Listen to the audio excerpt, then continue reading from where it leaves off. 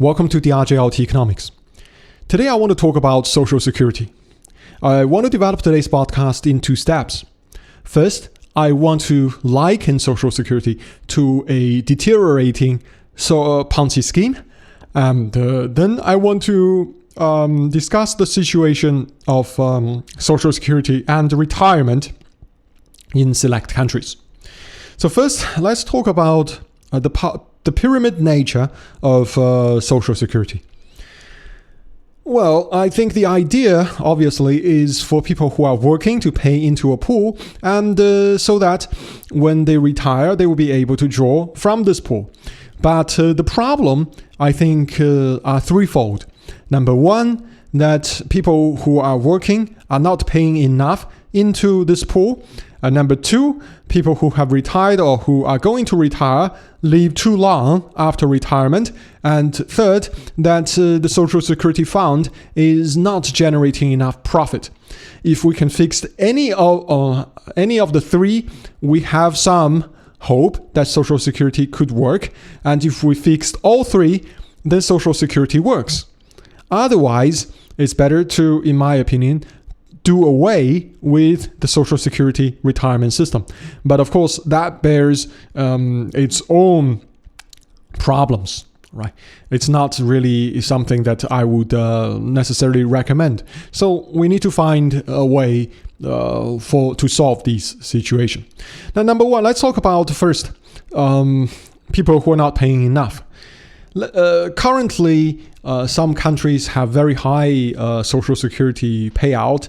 The employer pay a significant percentage, maybe can be up to 20%, and the employee pays also quite a lot, over 10%, 10-15%. So but nevertheless, if that requires this person to pay three times, up close to three times the three times the length of his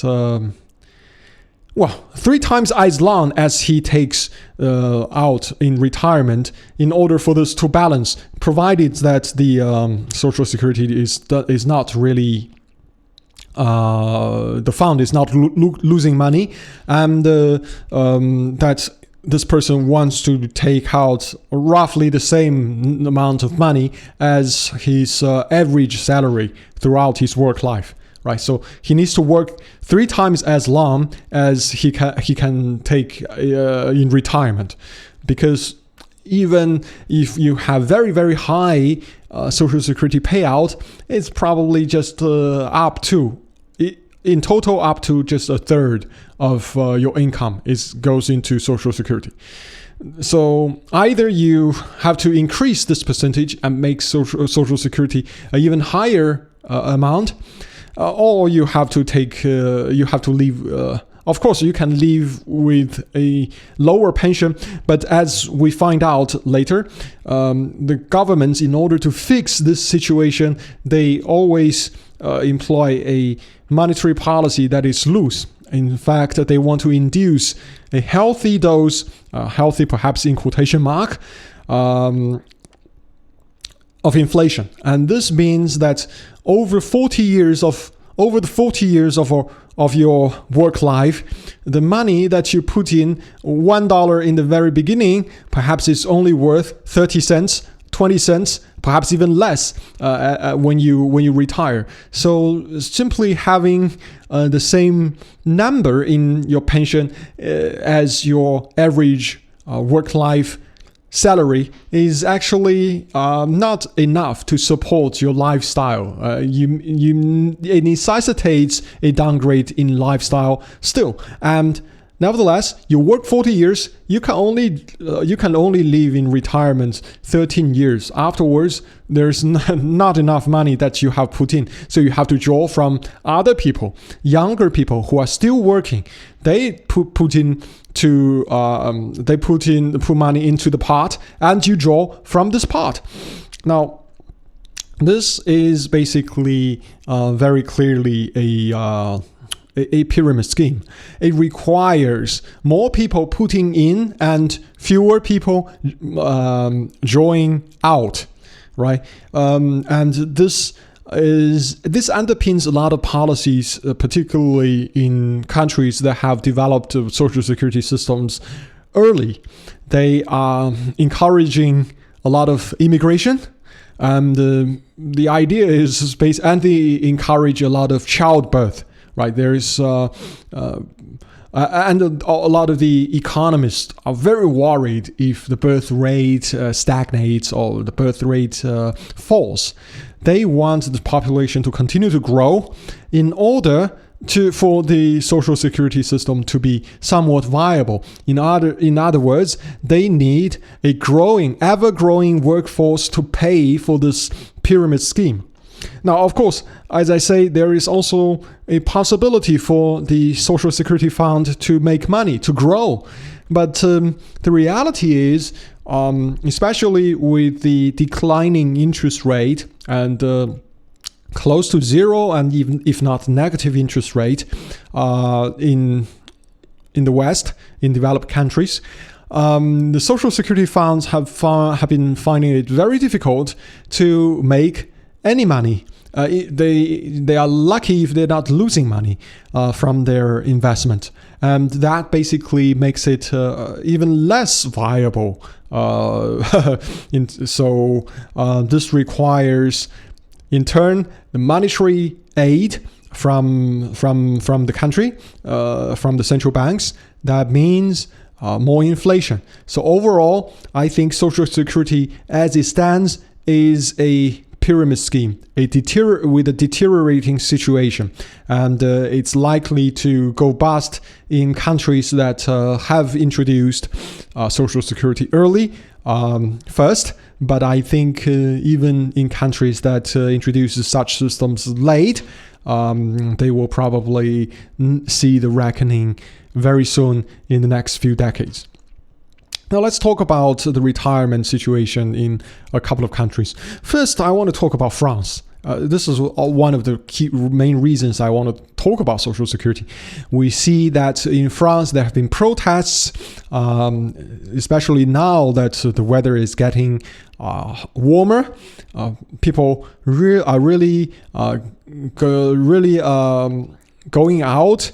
They are coming out onto the streets and they want to protest. The idea is, of course, they don't want an even later retirement age. I think France wants to make the retirement age, push it to 65, which in my opinion is not necessarily that old. It's not necessarily that old, but I think from the standpoint of the people who have been promised a pension at the age of, 62, I think 60, 62 and 63, they have been promised that, and now closer to retirement, or perhaps after paying 20 years of Social Security, they are told that you need to pay more in order to retire later. I think people are warranted to be really, really concerned, right? But this actually is also somewhat, I know a lot of people are saying that the reason that Macron is pushing this now is because he won re-election last year and he does not have any concern in terms of elections, and the political system in France is such that he has indeed absolute power. He does not have to care about how the people reacts to his policy changes, so he wants to push this through. And some people even suggest that there are some other ulterior motives. Now, I don't necessarily know about that, but I know for sure that he has all the conditions met, all the circumstances for him to push through this policy. And he doesn't care what the people think.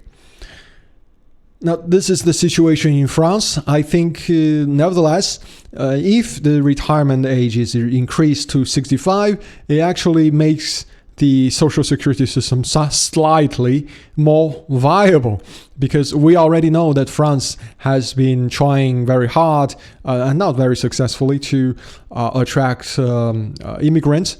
I say not very successfully because they attract mostly low-skilled workers who don't pay a lot of in social security, but their tax system is such that it repels highly skilled workers. It repulses innovative or creative companies who perhaps have high margins. Basically, they want to pay less in tax. So I think even though they increased the number, the population quite successfully, they haven't been increasing the part very successfully. In other words, whereas they increase the number of workers, they actually also increase the number of future retirees who will be drawing from this part. So I don't necessarily think that what they have been doing has been very successful. So perhaps they are thinking that now to keep it somewhat viable, they need to push the retirement age further. And perhaps in the future, don't be surprised if France needs a pension cut for at some point, because you can't really push people's retirement age too much. 65 is about there. Maybe you can push it to 68, but I don't think you can push it even further. So there's a limited room that you can do with retirement age. You have to do with the payout. Now, I'm not saying that I'm not suggesting this, but I'm just saying that this is a very difficult puzzle.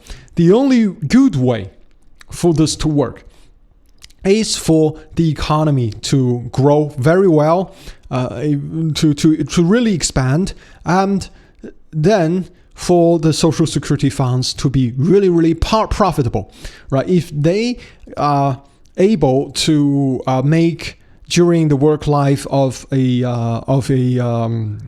person 4-5 times what this person puts in, then this person will be able to draw comfortably in retirement from the social security. But the reality is that social security funds are what is commonly known as dumb money.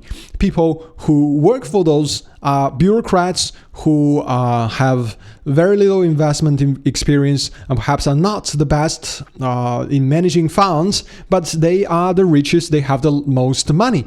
At the same time, I must also say, perhaps, okay, let me just make this point. I don't take responsibility in this point, but I'm just saying that we also cannot rule out the possibility that there are some, what is it called, double agents, no, not necessarily double agents, or undercover people from the investment community who work for these for social security. In other words, these people who were basically act as transfer agents. They make investments such that the social security takes the risks, and their mother or their parent funds they take the profits. Right, so basically that kind of agent we can't exclude, because there's a revolving door before some of the big banks and investment funds and the social security as well. Well, that's France, and I also want to talk about China. We know that in China, because of the pollution, people's life expectancy is much shorter than it is in France, probably by close to 10 years, I would say. Not just pollution, but also a much tougher life that people have to go through, simply because the employment situation is much worse. and because there is very little respect for personal protection when at work. So people live much shorter lives. But the retirement age has now been increased to 65. Now, China has a problem with aging population. Now, I don't think this is really a problem. I see this as a great thing.